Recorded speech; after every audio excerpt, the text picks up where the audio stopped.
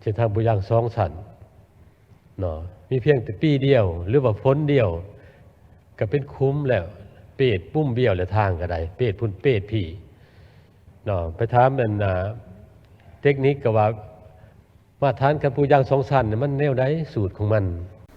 สนับสนุนโดยน้ำดื่มหัวเสือขอเยียนท่านประธานคณะประธานขอประชุมที่เคารพเรื่องตื่นอย่างสูง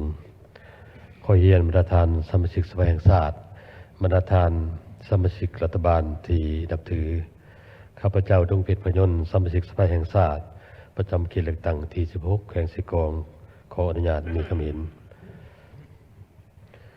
คนอื่นข้าพเจ้าแสดงความเป็นเอกภาพสูงต่อบทรายงานของรัฐบาลก็คือบรรดาคำคิดคำเห็นของบรรดาทานสมาชิกสภาแห่งชาติที่มีคำเห็นแล้วโดยเฉพาะต่อปัญหาที่ผลเด่นอยู่ใน6 เดือนต้นปีของปี2025นี้เห็นว่าอัตราเงินเฟ้อได้มีการลดลง 11.76% และจะก้าวไปสู่การบรรลุให้ยังเหลือ1ตัวเลขในถ่ายปี25ทีนี้ถือว่าปัญหาที่ผลเด่นหลายสำหรับการเลือกตั้งที่16แข่งสิกองของพระเจ้าก็ได้แสดงให้เห็นถึงสภาพความยุ่งยากทางด้านเส้นทางที่มีการเป้เพ่จากการขนส่งสินค้าซึ่งซัมซิงสภาเคยว่ารถบรรทุกสินค้าน้ำหนักเกินเฮ็ดให้เหยียบเส้นทางเป้เพ่ซ้ำแล้วซ้ำอีกฉะนั้นก็เห็นว่าเป็นคำเห็นอยู่ในกองประชุมสมัยสามัญที่8ก็คือในถ่ายปี24แต่มาปัจจุบันนี้เส้นทางดังกล่าวอยู่เขตเลือกตั้งของข้าพเจ้าได้ถูกปรับปรุง2 แปลงขึ้นนั่นแหละโดยเฉพาะการขนส่งสินค้าแห่บกซิด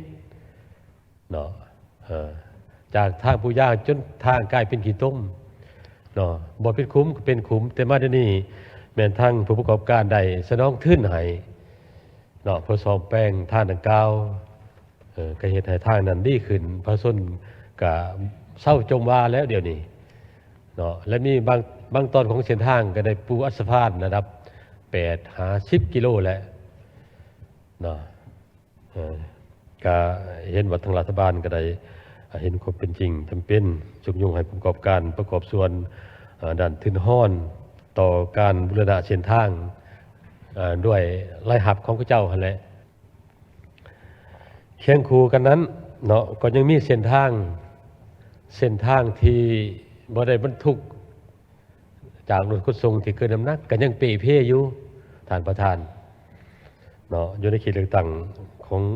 พวกข้าพเจ้าที่ได้ไปติดตามกวดกาเห็นโดยเฉพาะเส้นทางปูย่าง2 สันมีเพียงแต่ปีเดียวหรือว่าฝนเดียวก็เป็นคุ้มแล้วเปรตปุ้มเบี้ยวแล้วทางก็ได้เปรตพุ่นเปรตพี่ไปถามมันเทคนิคก็ว่า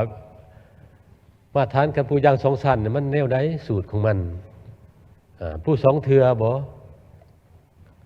คำมันเป็นอย่างนี้บ่มีบทปูย่าง3 สันสมาชิกสภาก็มีกระเบนเขาเจ้าก็ตอบว่า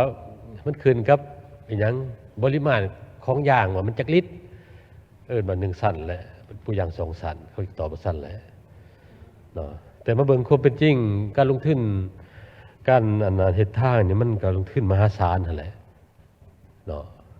มันจะได้ช่วงนึงก็มีแต่42 กิโลนี่ก็315 ตื้อ22 48 กิโลก็330 ตื้อ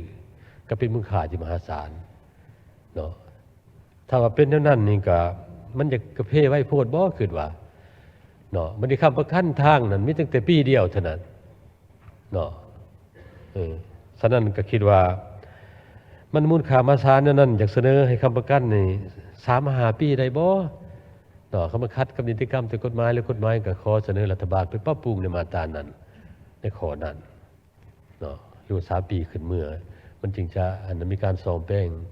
คืนหันหั หัวเสือก็เป็นฝาสีแดง เพราะน้ำดื่มหัวเสือแจกส้มใหญ่กล้องฟ้าสีแดง รางวัลใหญ่รถไฟฟ้า BYD Octo 2 จำนวน 3 รางวัล นอกจากนั้นยังมีรางวัลสายคอค้ำ1สลึง รางวัลเงินสด1ล้านกีบรางวัลดื่มน้ำดื่มหัวเสือฟรี รวมมูลค่ารางวัลหลายกว่า4ตื้อกีบง่ายๆ เพียงส่งรหัสกล้องฝา8ตัวเลขไปที่ Facebook Messenger Page Taker Head แจกรางวัลทุกๆมื้อผ่านระบบ Messenger และยังรุ่นรางวัลใหญ่ประจำอาทิตย์และประจำเดือนผ่าน Facebook Live ตั้งแต่มื้อนี้จนถึงวันที่ 30 กันยายน 2025 นี้เท่านั้น